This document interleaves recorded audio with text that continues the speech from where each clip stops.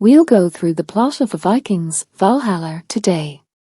This video includes major spoilers.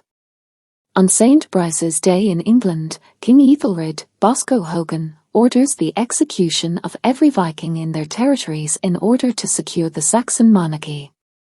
It's been a year since King Canute, Bradley Freegard, of Denmark called all the Vikings from all over the world to help him in Kattegat. A gang of Vikings sets out on the perilous trek from Greenland with a definite goal in mind. Leif Eriksson, Sam Corlett, and his sister Freydis are among them, Frida Gustavsson. They are looking for a Christian Viking who prayed on Freydis many years ago. Prince Harald Sigurdsson, King Canute's trusty right hand, leads the troops, Leo Suter. As a reward for their loyalty to Canute, Harald and his half-brother, Olaf Haraldsson, Johan's Hauke Johannesson, are vying for the crown of Norway. Olaf also wants to spread the word about Christianity and get other Vikings to change their ways. In England, Ethelred is dying and preparing to delegate authority to his wife, Queen Emma, Laura Berlin of Normandy, until their son, Edmund Louis Davison, is ready to take the crown. Earl Godwin David Oakes, his advisor, is by his side, ready to help in every way he can. Freydis notices that the man she's been looking for has come with Olaf. She creeps up on him during a feast and murders him in cold blood with the help of her brother.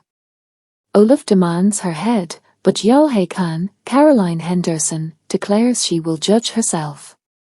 Following Harald's recommendation, Jarl Håkon orders Leif to settle his sister's debt by joining the army and fighting under the command of Canute. He agrees and departs with the fleet, leaving Freydis behind in Kattegat. Emma devises a strategy in anticipation of the impending invasion, but Edmund is impatient and seizes the throne while claiming credit for her ideas. One of those ideas was to request that the Earl of Mercia join him in war, which he eventually agreed to. The Vikings arrive in Kent and proceed to London. They come in front of a marsh, which is the only thing standing between them and the London Bridge. When Harald and Leif cross the marsh to scout ahead, they discover a flaw in the bridge that they discuss with the others. Leif comes up with a way to change the tide in their favour. King Canute will lure the young King Edmund onto the battlefield, and then Olaf and his ships will help them take down the bridge with the help of Olaf and his ships. Canute declares that once the Vikings have taken London, he will ascend to the crown of England and govern with Edmund. He gives Harald the throne of Norway in order to keep Olaf away. Olaf has other plans and goes to Denmark. Freydis is brought to Uppsala to discover her fate, where she meets a religious zealot named Kari Asbjørnkrof. He intends to conquer Kattegat in the service of Christianity. Freydis returns to Kattegat and trains in battle with the Shield Maidens. Canute is called to battle in Denmark and decides to marry Emma in order for her to remain in power while he is away. He also recruits his father, Sweyn Forkbeard, Srenpilmark, to work as a steward in England. Edmund is killed in a riding accident not long after his arrival.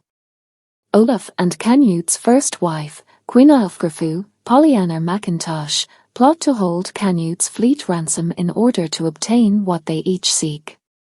Olaf and Kari work together to take over Kattegat. Ælfgerfu goes to England to be Queen of England. If you're unsure about the finale, here's a detailed explanation. Vikings, the end of the beginning. Getting ready for a bloodbath. For the Sarke of the kingdom, Emma is exiled to Normandy after Sweyn decides to recognize Ælfgerfu's claim. Godwin then convinces Ælfgerfu that she needs to show Sweyn that she is trustworthy in some way, and she thinks about getting Mercia's support. Harald departs Kattegat to join his brother in the enemy camp. He and Kari exchange a cold greeting at first, but they soon warm up. Harald sees the vast army preparing to conquer Kattegat. Olaf suggests a unique strategy. During the wolf moon and high tide, Kari will launch an attack from land, while Olaf will launch an attack from the sea. Harald wants to have a meeting to honor their religion, but when Kattegat doesn't agree to the enemy's terms, Harald tells them about the invasion plan in code. Blood will pour into rivers. Godwin and Ælfrifu travel to Mercia, where she is able to obtain the backing of their lords. Godwin congratulates her on a feat that neither Ethelred nor Emmer could attain. Kari begins his assault by keeping back the archers at the gate, while Olaf orders the trebuchets to strike the ships. On closer inspection, however, he realizes that the ships are empty. Olaf had used Kari's army to deplete Kattegat's soldiers, allowing him to swoop in at the end and seize the throne for himself. Harald rushes to the conflict. Jarl Hakon is murdered, and Freydis transports her to the Great Hall. Kari's army breaks the walls, and he marches to the hall to kill Freydis and fulfill his destiny.